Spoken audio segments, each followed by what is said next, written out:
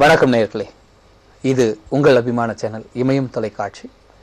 உங்களுக்கு பிடித்தமான நிகழ்ச்சி விடியலை நோக்கி நிகழ்ச்சி.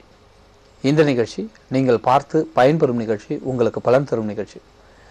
நம்மளுடைய நிலையத்திற்கு சுவாமிஜி பைரவ பாபாஜி அவர்கள் வருகை தந்து உங்களுடைய பிரச்சனைக்கு ஏற்றவாறு உங்களுடைய கர்மாவின் அடிப்படையில் ஆன்மீக ரீதியில் மிக எளிமையான முறையில் பரிகாரம் சொல்லிக்கிட்டு இருக்காரு. அந்த வகையில் இன்றைய தினம் வருகை தந்திருக்கார். வணக்கம் சுவாமிஜி. வணக்கம் சுவாமிஜி. வழக்கமாக நிகழ்ச்சி தொடங்குவதற்கு முன்னு ஒரு நல்ல ஒரு கருத்தை மக்கள் மனசில் பதிவு வைக்கிறீங்க. அது இன்னைக்கு என்ன சொல்ல போகிறீங்க? எந்த ஒரு விஷயமும் முடியாதுங்கிறது நம்ம முயலானது தான் அப்படின்னு சொல்லி ஆரம்பிக்கலாங்க. அது என்ன விதமான முயற்சிங்க சுவாமிஜி?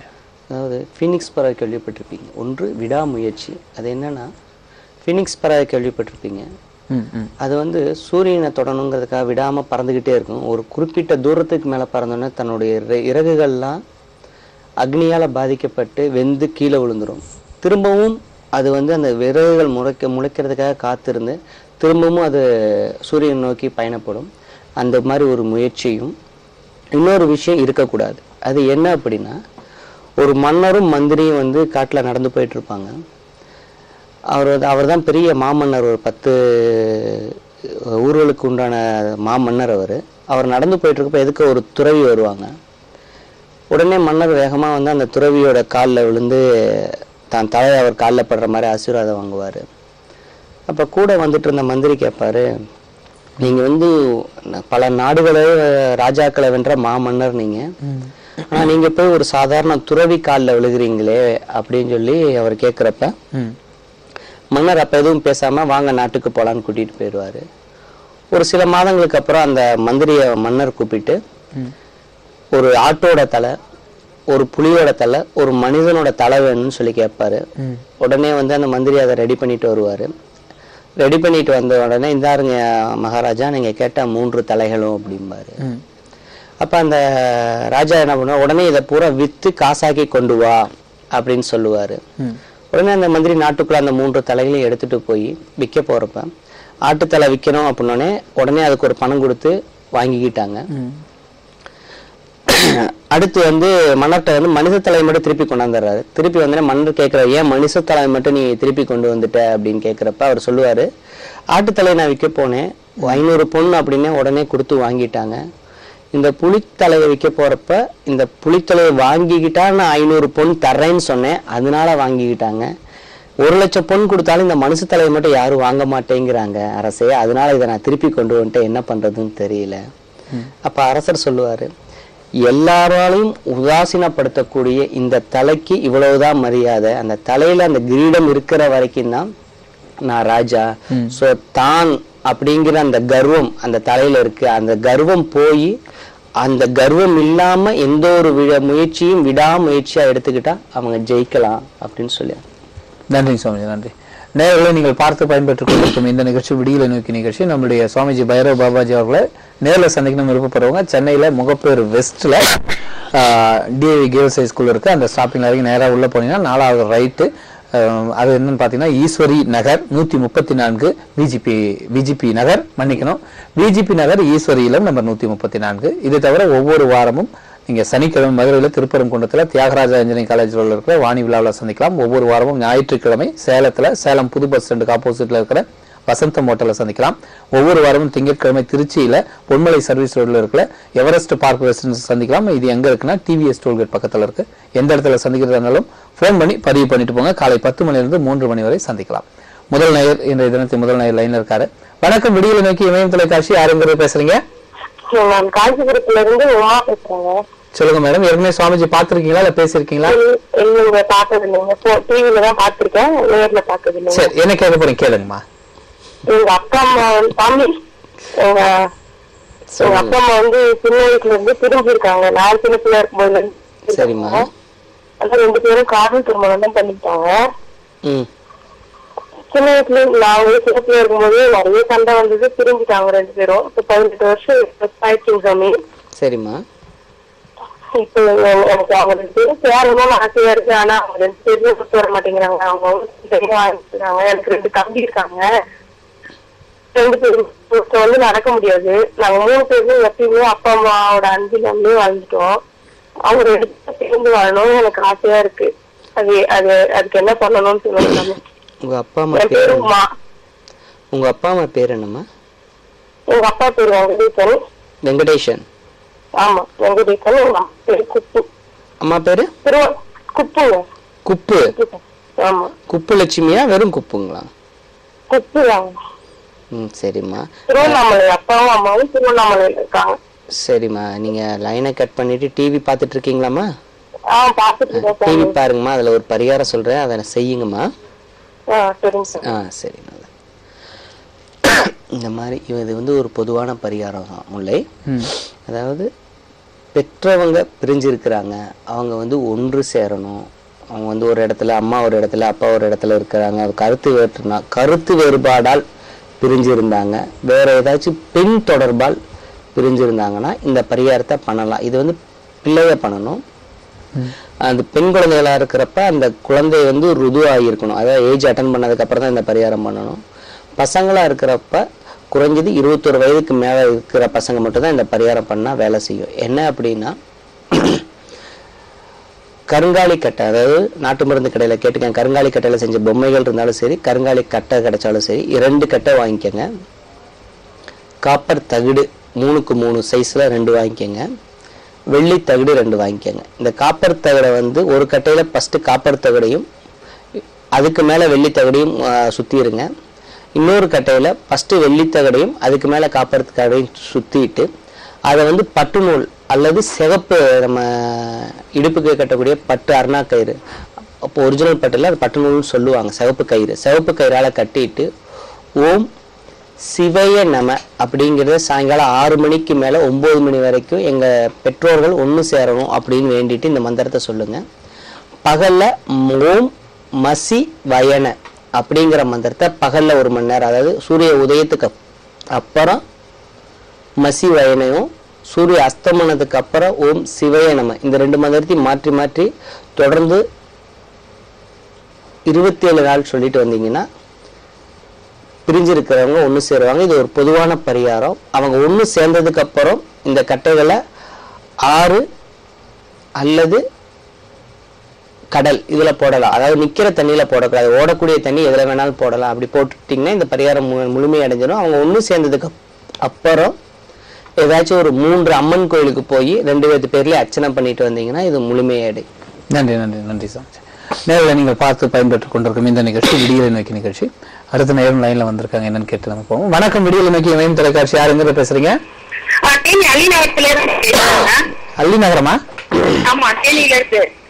ஏற்கனவே சுவாமி கிட்ட பேசிருக்கீங்களா? இல்ல சார், நான் ரெகுலரா டிவி பாத்துட்டு இருக்கேன். சரி, என்ன கேட்க போறேன் கேளுங்க. சார், என் பேர் வந்து சாந்தி, ஹஸ்பண்ட் பேர் வந்து மணிகண்டன். அது அடிக்கிறத அவங்களுக்கு வீட்டுல நிறைய பிரச்சனைகள், கடன் பிரச்சனை அதிகமா இருக்கு. 2வது அவங்க வந்து இப்ப வேலைக்கு போகாம இருக்காங்க, பிரஸ்ல வேலை பார்த்துட்டு இருந்தாங்க. இடையில உடம்புக்கு முடியாம ஆகி மூக்குல இருந்து பிளட்டா போனதுல இருந்து வேலைக்கு போக முடியாம இப்ப வீட்டுல இருக்காங்க. எந்த ஒரு இதுவும் கிடையாது. இப்ப அவங்களால முடியல, உடம்புக்கும் ஒத்து வர மாட்டேங்குது. இந்த வீட்டுல கடன் பிரச்சனை. சொல்லுங்க சார். இந்த வீட்டுல எத்தனை வருஷமா இருக்கீங்க? இப்ப குடி வந்து 4 வருஷம் ஆகுது சாமிஜி. நாங்க இப்ப வந்து இந்த 4 வீட்டுலதான் இருக்கோம். இந்த 4 வருஷமா தான் இந்த பிரச்சனையாமா? ஆமா, இந்த வீட்டுக்கு வந்ததுக்கு அப்புறம் தான் இந்த மாதிரி பிரச்சனை இல்லை. அதுக்கு முன்னாடி எந்த ஒரு பிரச்சனையும் எதுவும் கிடையாது. அந்த வீட்டை மாத்திரலாமேமா? அந்த வீட்டுக்கு நீங்க இப்ப நின்னு பேசுறது, அந்த வீட்டோட என்ட்ரன்ஸ்ல இருந்து வலது கை பக்கம் ஏதாச்சும் ஆக்சிடென்ட் துர்மரணங்கள் நடந்திருக்காமா? வீட்டுல இருந்து வலது கை பக்கமா? ஆமாமா. இல்ல, அந்த மாதிரி எதுவும் தெரியலையே. நான் வந்ததுக்கு அப்புறம் அந்த மாதிரி எதுவும் இல்ல, தெரியல. முன்னாடி இருந்துச்சா என்னன்னு தெரியல. ஆனா நாங்க வந்து இப்ப புதுசா குடி, அந்த கட்டின வீட்டுல புதுசா குடி வந்திருக்கோம். சரிமா. அந்த 4 நாங்க தான் குடியே வந்தோம். இந்த 4 வருஷமா தான் அந்த வீட்டுக்கு குடி வந்ததுக்கு அப்புறம் தான் உங்களுக்கு பிரச்சனை? ஆமா சாமிஜி, அதுக்கு முன்னாடி இல்ல. இல்ல. சரிம்மா, அந்த வீட்டுல ஏதாச்சும் சத்தங்கள் ஏதாச்சும் வித்தியாசமா கேக்குதாமா சாயங்கால நேரங்கள்ல? இல்ல, அந்த மாதிரி இந்த சவனம் அது இது மாதிரி நிறைய சைட்ல எல்லாம் சொல்லும். நான் இங்க போனதுக்கு அப்புறம் தான் நிறைய பிரச்சனைகள் நிறைய வந்திருக்குது. கடனும் கூடிடுச்சு. அதுக்கு முன்னாடி 1 ரூபாய் கூட கடை இல்லாம இருக்கும், இப்ப கடனும் அதிகமாயிருச்சு. அந்த வீட்டுல வருமானமும் கிடையாது. சரிம்மா, அந்த வீட்டுலதாம்மா பிரச்சனை. ஒண்ணு வாடகை வீடுனா வீட்டை மாத்தலாம், இல்லாட்டி அந்த வாஸ்துக்குரிய நிவர்த்தி பண்ணணுமா, அந்த வீட்டு பிளான் தெரியணும். அந்த வீடு எந்த மாசம் வந்து அவங்க வாஸ்து பூஜை போட்டாங்கிறது தெரியணும்.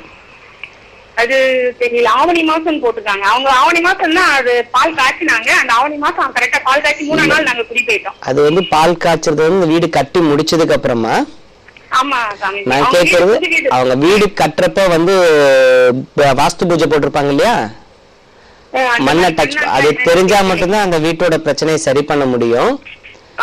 உங்களுக்கு இப்ப அது தாக்காம இருக்கிறதுக்கு பக்கத்துல சிவாலயத்துக்கு போய்மா வில்வத்துல வந்து சனிக்கிழமை 3 சனிக்கிழமை தொடர்ந்து சிவனுக்கு வந்து வில்வத்துல அர்ச்சனை பண்ணி அந்த வில்வத்தை வீட்டுக்கு கொண்டு வந்து ஒரு லெமனோட வந்து வீட்டு வாசல்ல ஜன்னல்ல கட்டி விடுங்கம்மா. அந்த வீட்டுக்குள்ள நீங்க இருக்கிற வரைக்கும் உங்களை அந்த வீட்டோட குறை உங்களை தாக்காது. நல்லது. நன்றி நன்றி நன்றி. அதாவது இந்த மாதிரி வாஸ்து குறை இருக்கு இந்த வீட்டுக்கு போய்தான் அப்படின்னா அவங்க பேசுறப்ப அந்த வீடு தான் பிரச்சனைன்னு வந்துச்சு, அந்த வீட்டை மாத்தலாம். அப்படி குறை இருக்கு அப்படின்னா வாஸ்துல பண பிரச்சனை இது மாதிரி இருந்துச்சுன்னா சுத்தி அந்த குரோட்டன்ஸ் சொல்லக்கூடிய தென்னை மரம் மாதிரியே இருக்கும், அந்த மரங்கள் வீட்டில் வளர்த்தக்கூடாது. அந்த மரம் வளர்த்துனா 100% வீட்டில் தேவையில்லாம சண்டை வரும், பணம் எவ்வளோ வந்தாலும் நிற்காது, அந்த வீட்டில் பண பிரச்சனை அதிகமாக வரும். மணி பிளான்ட்டும். ரெண்டாவது வந்து இந்த குரோட்டன்ஸ் மாதிரி இருக்க மரங்கள் வளர்த்தவே கூடாது. ரெண்டாவது ரொம்ப டிப்ரெஷன் மன அழுத்தமாக இருந்துச்சுன்னா வீட்டில் துளசி, வெள்ளை துளசி வளர்த்தலாம், சிகப்பு அரளி வளர்த்தலாம், இது ரெண்டையும் வளர்த்தலாம். அதே மீறி இந்த வீட்டில் தான் நீங்கள் இருக்கணும்னு ஆசைப்பட்டீங்கன்னா அந்த வீட்டோட பிளான், அந்த வீடு எப்போ பூமி பூஜை போட்டாங்கங்கிறத நோட் பண்ணிட்டு வாங்க, நான் அதுக்கு உண்டான மாற்று பரிகாரம் சொல்கிறேன். நன்றி நன்றி சாமிஜி. சாமிஜி, இப்போ வந்து லக்ஷ்மி கடாட்சம் ஒரு வீட்டுக்கு வர்றது எப்படி பண்ணலாம், என்ன பண்ணலாம்?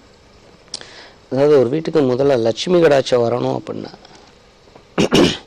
நம்ம அந்த பழைய கால முறைகள் நிறைய வந்து நம்ம விட்டுட்டோம். என்ன அப்படின்னா அப்போலாம் வந்து இப்போ மெடிக்கல் ஷாப்லாம் எனக்கு தெரிஞ்சு ஒரு 95லலாம் எங்கள் வீட்டில் யாருக்காச்சும் முடியலன்னா ஒரு 6 கிலோமீட்டர் நான் சைக்கிளில் போய் அந்த மெடிக்கலில் போய் மாத்திரை வாங்குவோம். இப்போ வந்து பெட்டிக்கடை மாதிரி அங்கங்கே இருக்குது. அதுக்கு காரணம் நம்ம வீட்டு பழைய முறைகளை பூரா நம்ம கைவிட்டது தான். வீட்டில் சாணி போட்டு வாசல் தொளிச்சுட்டு வந்தால் வீட்டில் லட்சுமி கடாட்சம் பெறும். மார்கழி மாதங்களில் பிள்ளையார் வைக்கிறதுக்கு முக்கிய காரணம் என்னென்னா அப்போ மார்கழி மாதம் குளிரில் பாசிட்டிவ் எனர்ஜியோட நெகட்டிவ் எனர்ஜி அதிகமாக வீட்டுக்குள்ளே வரும். ஏன்னா உடம்பு உஷ்ணம் அதிகமாக இருப்ப அந்த வீட்டில் நெகட்டிவ் எனர்ஜி வந்துடும், வீட்டில் உங்களுக்கு நோய்கள் வந்துடும் தான் இன்டைரக்டாக ஒரு பரிகாரமாக வீட்டுக்கு வெளியில் வாசலில் நம்ம அந்த பிள்ளையார் வைப்போம். அதே போல் ஃபஸ்ட்டு லட்சுமி கடாட்சம் வர வீட்டில் ஒன்று சாணி தொளிக்கணும் முதல்ல. அப்படி தொளிக்க முடியாது, நாங்கள் அப்பார்ட்மெண்ட்டில் இருக்கோம்னா பசுஞ்சான வரட்டி அதை வாங்கி பவுடர் பண்ணி சாம்பலாக்கி அதோட ஒரு லெமன், அலி எலுமிச்சம்பழம். அலி எலுமிச்சம்பழம் பார்த்தீங்கன்னா 2 பாயிண்ட்டுக்கு நடுவில் ஒரு கோடு வரும், அதை அதோட கட்டி சிகப்பு துணியில கட்டி வீட்டு வாசல்ல முதல்ல கட்டி விடும். ரெண்டாவது வீட்டுக்குள்ள செவ்வாய் வெள்ளி தேங்காய் எண்ணெயில நாயுருவி விதையை வந்து ஒரு சின்ன சிகப்பு துணியில பொட்டணமா கட்டி தீபம் போட்டுட்டு வந்தா லட்சுமி கடாட்சம் அதிகமாகும். இதை வந்து செய்முறையா நீங்க செஞ்சு பார்க்கலாம். இந்த 2 நாளும் வந்து கண்டிப்பா வீட்டுல நான்வெஜ் புழங்கக்கூடாது. செவ்வாய் வெள்ளி. ஆமா, செவ்வாய் வெள்ளி தொடர்ந்து இதை செஞ்சுட்டு வந்துட்டு இருந்தாங்கன்னாவே ஒரு 18 வாரம் இதை செஞ்சாங்கன்னா அது அவங்க வீட்டில் இருக்கக்கூடிய பிரச்சனைகள் சால்வ் ஆகி பணம் அதிகமாக வர்றதை அவங்களே உணரலாம். நன்றி நன்றி நன்றிங்க சார். நேயர்களை நீங்கள் பார்த்து பயன்படுத்தி கொண்டிருக்கும் இந்த நிகழ்ச்சி விடியலை நோக்கி நிகழ்ச்சி. அடுத்த நேயர் லைன்ல இருக்கீங்க. வணக்கம், இமயம் தொலைக்காட்சி விடியலை நோக்கி. யார் எங்க இருந்து பேசுறீங்க? ஹலோ ஹலோ ஐயா, வணக்கம் ஐயா, சொல்லுங்க ஐயா, உங்களோட பேர் என்ன, என்ன ஊர்? வணக்கம், திருநெல்வேலி சார், பிரபாகரன். சொந்த ஊர் திசையன்மலை. சரிங்க சரிங்க. ஏற்கனவே சுவாமிஜிட்ட பேசியிருக்கீங்களா? இதான் முதல் தடவையா? இதான் ஃபர்ஸ்ட். சரி, என்ன கேட்க போறீங்க கேளுங்க சார். ஆமா, வணக்கங்க ஐயா, சொல்லுங்க. வணக்கம் சாமி. வணக்கங்க, சொல்லுங்க. நான் திசையன்மலையில இருந்து பிரபாகரன் பேசுறேன் சாமி. சொல்லுங்க. வயசு 61. ஆனா எந்த தொழில் செய்தாலுமே ஒண்ணுமே ஒர்க் அவுட் ஆக மாட்டேங்குது சாமி. என்னென்ன தொழில் பாத்தீங்க சாமி? நான் வந்து கவர்மெண்ட் கான்ட்ராக்டர் சாமி. Government contractor. சரிங்க. அப்புறம் வாஷிங் கம்பெனி வச்சிருந்தேன் மேடம். என்ன கம்பெனிங்க? வாஷிங் கம்பெனி, இந்த ஹோட்டல் கிளாஸ். சரி. அதுவும் கொடைக்கானல்ல ஸ்டார்ட் பண்ணிருந்தேன். சரிங்க. அதுவும் லாஸ் ஆயிடுச்சாமே. இப்ப ஒரு 3 இயர்ஸா வந்து ஒரு 100 ரூபா கூட எனக்கு கிடையாது. உங்களுக்கு நரம்பு சம்பந்தமா பிரச்சனை இருக்கா உடம்புல? தைராய்டு கம்ப்ளைண்ட் இருக்கு சார். சரி, வேற வகுத்துக்கு கீழே இடுப்புல வந்து நர்ஸ் ப்ராப்ளம் இருக்கு. சரி, இடது காலில்? இடது கால் தான் ப்ராப்ளம் சார். இடது கால். சரி, நீங்க இந்த தொழில் ஓடணுங்கிறதுக்காக ஏதாச்சும் மாந்திரிக பரிகாரங்கள் எதுவும் பண்ணீங்களா? 2000 சாமி அப்படி எதுவும் பண்ணல. 2007 இல்ல சாமி, நான் வந்து இப்ப சேஃப்டிக்காக நான் ஒரு சாமியாரை பார்த்தேன். பார்த்து ஒரு தாயத்து கொடுத்திருந்தேன், அதை கட்டியிருந்தேன். சரி, அதை கூட எடுத்துட்டு இப்போ இப்பதான் எடுத்தீங்க. அது கட்டியிருக்கப்ப உங்களுக்கு என்னென்ன நடந்துச்சு? அதுக்கப்புறம் கட்டியிருக்க அப்புறம் எங்க போனாலுமே எதை செய்தாலுமே லாஸ் தான். லாஸ், அதுதான் பிரச்சனைன்னு வந்துச்சு. நீங்க போட்ட தாயத்து தான் பிரச்சனைன்னு வந்துச்சு. சரி சாமி. சரி, நீங்க எங்க இருக்க டிசைன் பக்கத்துல ஆறு ஏதாச்சும் இருக்கா? பாபநாசம் பக்கமா உங்களுக்கு? நான் இப்ப இருக்கிறது திருநெல்வேலியில தான் இருக்கேன் சாமி. சரி சரி, பாபநாசம் இருக்கு இல்லைங்களா? ஆமா. பாபநாசத்துக்கு வந்து வெள்ளிக்கிழமை போங்க. சரி. அங்க செய்ய வேண்டியது வந்து ஃபர்ஸ்ட் வந்து வெளியில அந்த கோயிலுக்கு வெளியே இருக்க ஆறுல குளிச்சிருங்க. சரி சாமி. குளிச்சுட்டு நீங்க போட்டிருக்க உடைகளை வந்து கழட்டி போட்டுறாதீங்க, எடுத்து வச்சுட்டு புது உடை அணிஞ்சிட்டு சரி உள்ள வந்து 3 தேங்காய் வாங்கிக்கோங்க. சரி சாமி. ஒரு தேங்காயில மட்டும் மஞ்சள் முழுசா தடவிக்கோங்க. சரி சாமி. 27 பூவம்பழம். சரி சாமி. 9 முழம் வில்வம். சரி சரி சாமி. என்னென்ன சொன்ன சொல்லுங்க. தேங்காய் 3 தேங்காய், பூவம்பழம் 27. அப்புறம் 9 முழம் வில்வம். 9 முழம் வில்வம், 12 முழம் மல்லிகைப்பூ. சரி சாமி. இல்லாட்டி வாசனை பூ ஏதாச்சும் 12 முழம். சரி சாமி. வேற எந்த மாலையும் வாங்க வேண்டாம். இதை கொண்டு போய் உள்ள அம்பாளுக்கும் சிவனுக்கும் அர்ச்சனை பண்ணிட்டு சரி சாமி. அந்த மிச்சம் இருக்கிற அந்த மஞ்சள் பூசாத 2 தேங்காயும் அவங்க கொடுக்கறது அங்க இருக்கிற சிவனடியார்கள் வெளியே இருப்பாங்க இல்லையா? ஆமா சாமி. அவங்களுக்கு கொடுத்துட்டு கூட காணிக்க கொடுத்துருங்க. சரி சாமி. அந்த மஞ்சள் தேங்காயை மட்டும் வீட்டுக்கு கொண்டு வாங்க. சரி சாமி. அதோட அந்த பழங்களை அவங்க எத்தனை பாக்கி தர்றாங்களோ சரி அது ஒத்தப்படையில கொடுத்தாங்க. இப்ப 27 அவங்க எடுத்து வைக்காம அப்படியே கொடுத்துட்டாங்கன்னா சரி சாமி. 5 பழத்தை வீட்டுக்கு கொண்டு வாங்க. சரி. அதுல 1-2 குறைஞ்சிருச்சுன்னா 3 பழம் மட்டும் வீட்டுக்கு கொண்டு வந்து அது வீட்டுல இருக்கவங்க சாப்பிடுங்க. சரி சாமி. என்னைக்கு போகணும்? வெள்ளிக்கிழமை சாமி. வெள்ளிக்கிழமை இதை பண்ணிட்டு நான் எந்த ஒரு பரிகாரமும் வந்து என் குடும்பமும் நானும் நல்லா இருக்கிறதுக்காக மட்டும்தான் செஞ்சேன். சரி சாமி. அதனால எந்த பாதிப்புகள் என் உடலிலோ என்னுடைய தொழிலிலோ வந்திருந்தா அதை நீக்கி கொடுங்கன்னு சொல்லி வேண்டிக்கங்க. சரி சாமி. வீட்டுல இருந்து கோயிலுக்குள்ள அந்த குளிச்சதுக்கு அப்புறம் கோயிலுக்குள்ள போயிட்டு வீடு வர்ற வரைக்கும் ஓம் சிவாய நமங்கிற மந்திரத்தை ஜபம் பண்ணிட்டே வாங்க. போன் பேசாதீங்க. ஓம் சிவாய நமக மட்டும் மந்திரம். நமகா இல்ல நம.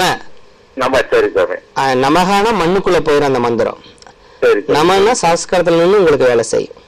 சரி சார். நல்லதுமா. நன்றி நன்றி நன்றி. நேயர்களே, நீங்கள் பார்த்து பயன்பெற்றுக் கொண்டிருக்கும் இந்த நிகழ்ச்சி விடியலை நோக்கி நிகழ்ச்சி. நம்முடைய சுவாமிஜி பைரவ பாபாஜி அவர்களை சென்னையில் சந்திக்கணும்னு விருப்பப்படுறவங்க முகப்பேர் வெஸ்ட்ல டிஏவி கேர்ள்ஸ் ஹை ஸ்கூல் இருக்கு. அந்த ஸ்டாப்பிங்ல இறங்கி நேராக உள்ள போனீங்கன்னா 4வது நம்பர் 134 ஈஸ்வரி இல்லம் விஜிபி நகர் பன்னீர் நகர் மெயின் ரோட்ல இருக்கு. இது தவிர ஒவ்வொரு வாரமும் சனிக்கிழமை மதுரையில திருப்பரங்குன்றத்துல தியாகராஜா இன்ஜினியரிங் காலேஜ் ரோட்ல வாணி விழாவில் சந்திக்கலாம். ஒவ்வொரு வாரமும் ஞாயிற்றுக்கிழமை சேலம் புது பஸ் ஸ்டாண்டுக்கு ஆப்போசிட்ல இருக்கிற வசந்தம் ஹோட்டல்ல சந்திக்கலாம். ஒவ்வொரு வாரமும் திங்கட்கிழமை பிரத்யேகமாக திருச்சியில பொன்மலை சர்வீஸ் ரோட்ல இருக்கிற எவரெஸ்ட் பார்க் ரெசிடென்ஸ்ல சந்திக்கலாம். இது எங்க இருக்குன்னா டிவிஎஸ் டோல்கேட் இருக்கு இல்லைங்களா, அதுக்கு பக்கத்துல இருக்கு. எந்த இடத்துல நீங்க சுவாமிஜியை சந்திக்கிறதா இருந்தாலும் போன் பண்ணி பதிவு பண்ணிட்டு போங்க. காலை 10 மணிலிருந்து 3 மணி வரை அவருடைய அலுவலகத்துல சந்திக்கலாம்.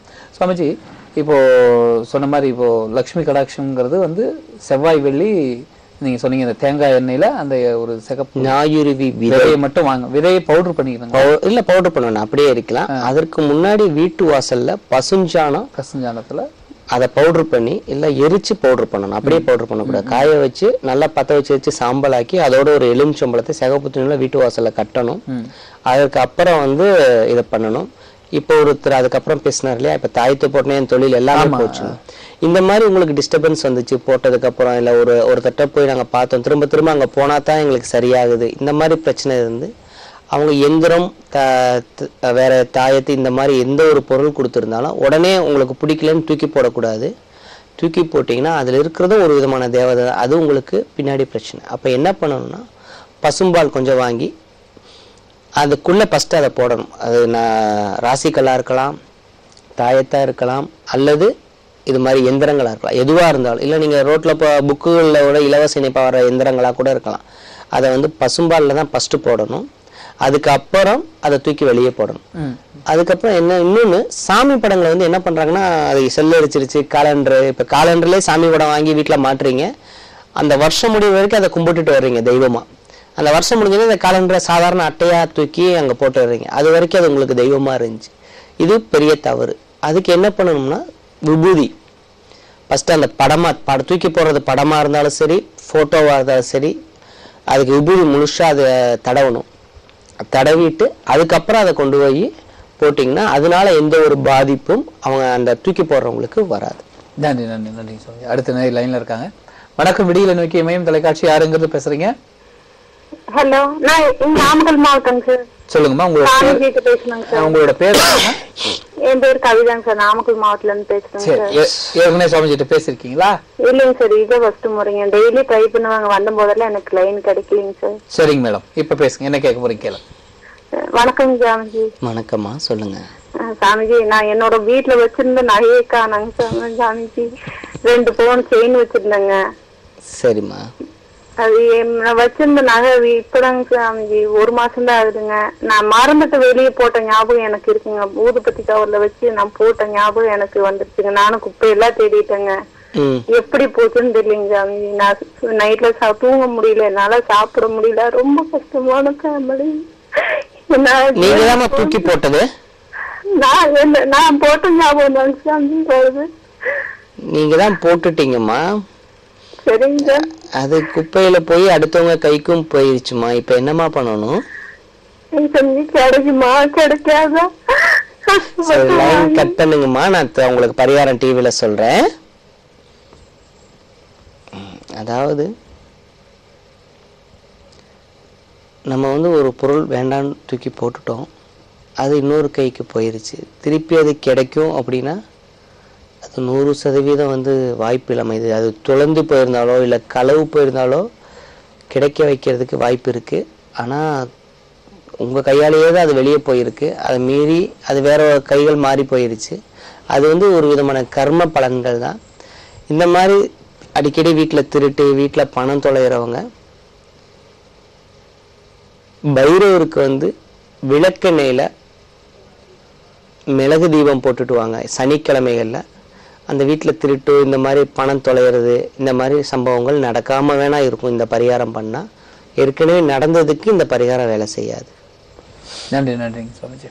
சுவாமிஜி, இப்போ வந்து பொதுவா ஒரு மந்திரத்தை சொல்லலாம், வீட்டுல சொன்னா இது போல ஒரு நல்லது நடக்கிறதுக்கு ஒரு வாய்ப்பு இருக்குன்னா மக்கள் வந்து பொதுவாகவே எந்த மந்திரத்தை அடிக்கடி சொல்லலாம்?